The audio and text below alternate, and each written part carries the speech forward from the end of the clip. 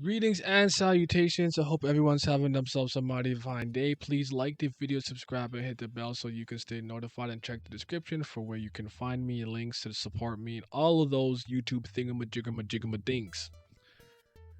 I've just been doing a lot of reflecting on some of my favorite stuff, and especially the things that I constantly cover on the channel. I would argue the main three things being Tower of God, Kubera, and One Piece.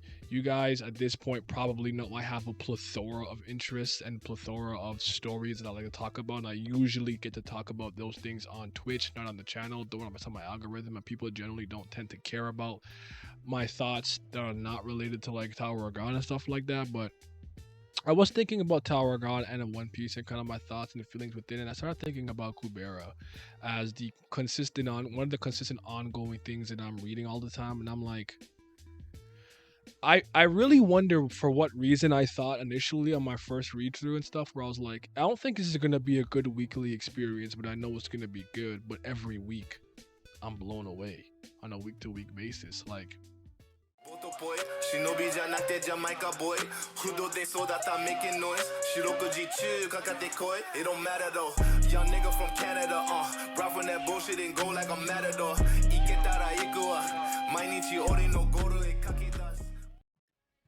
you guys maybe who've been here for a while know that I'm pretty hard to please. I'm not easy to please. I'm pretty harsh. I'm critical. I don't expect perfection or anything, but you know, I guess I'm tough on. I'm especially tough on the things and people that I love and admire and respect. But Kubera constantly is exceeding my expectations, and that's not a sentiment that I could say that I share often. I could say that I say often. Like sometimes something meets my expectations. Occasionally something might surpass it here. I'm like, but a lot of the times, if my expectations are surpassed, it's because I purposely lowered them, and then they did something good. I'm like, oh, okay, I didn't expect that. It's not because like my expectation for this series, because of what I've already seen, read, and experienced, is high. But on top of that, she's so good at what she does. I'm like, fam, how is she actually beating what I think she could do? How is she constantly surprising me like this? Because I would argue that I have a pretty good finger on the pulse of stories because of how it's just what I excelled at in academia. Just like the deconstruction of text, um, analyzing literature, and deconstruction narratives. This is kind of the thing that I excelled at. That's why I was good at English, media studies, philosophy, psychology, film, writer's craft, mystery. Mystery was a class where we just read mostly detective type stories like your Sherlock Holmes, Miss Marples, and things. And like there's what's Dick Tracy? Am I thinking of the right person? Dick Tracy, like things of that ilk. So we learned about like red herrings, this and that, and the third, and blah blah yada yada, and that. But like I usually know where stories are going, and certain genres actually tend to follow certain tropes, and if it comes from a certain place, there are certain traditions and standards and that I expect to see there.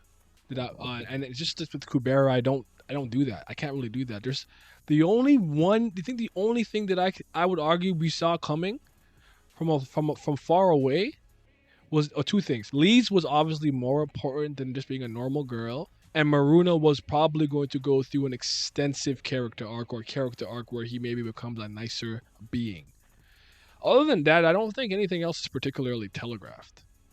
And I'm just constantly like, yo, this week, Kubera was crazy good again. Like, I'm there's almost a part of me that's like, flop a little. What does that look like? How would I react to that?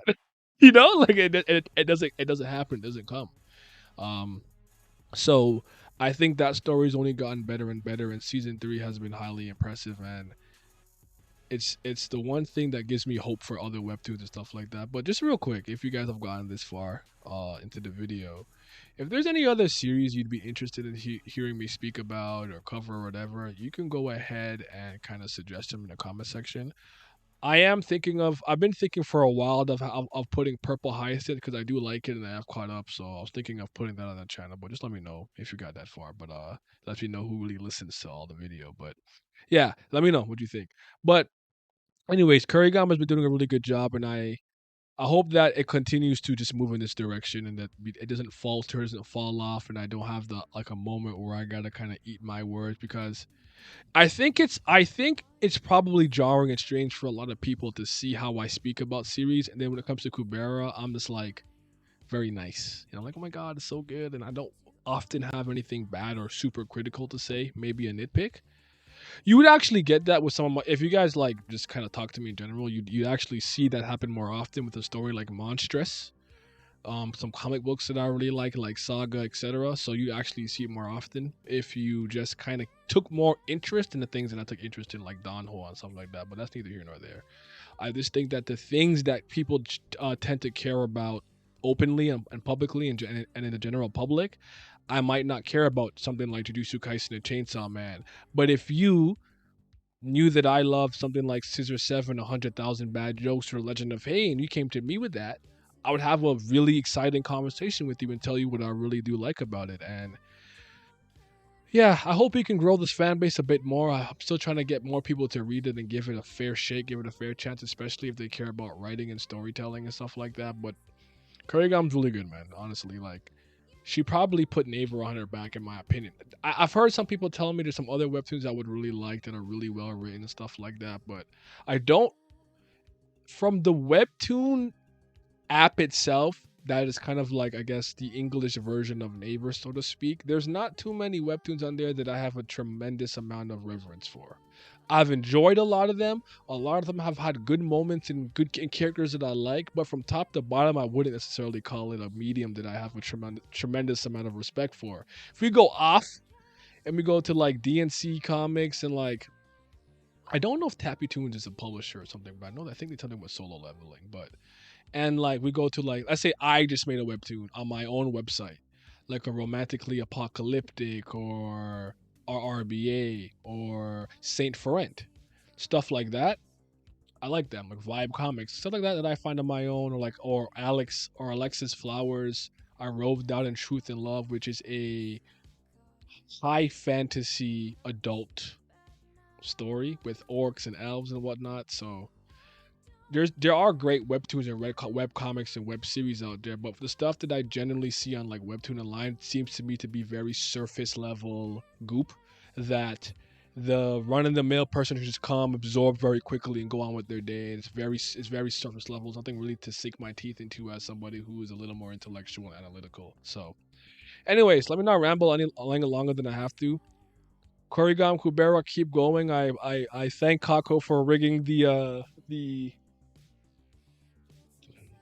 poll again for getting Kubera and giving me Kubera, and I've very much enjoyed my journey with this fandom and this fan base. I haven't really met any Kubera fan I don't like as of yet. You guys are dope, man. So, anyways, let me stop talking. Y'all be safe. I'm gonna be out. Shout out to the Patreon gang. Shout out to my certified BAM lovers. I appreciate y'all. Gotta show love to the Priests of Fire. You already know what's brilliant, gang, over here. But I gotta give a huge thanks to my tier 3 subscribers, the 5th Zen Gods. Shout out to Zodiac, Sunny Katapali, Simi, Scobe, Revenant, Lucky Roo, Lazy Dragon, Chris, Johnny Rogers, Irene Sharda, Triss, David Langstaff, Childish Nujabes, AJ, and my boy Big Abdel. Your support is greatly appreciated. Thank you.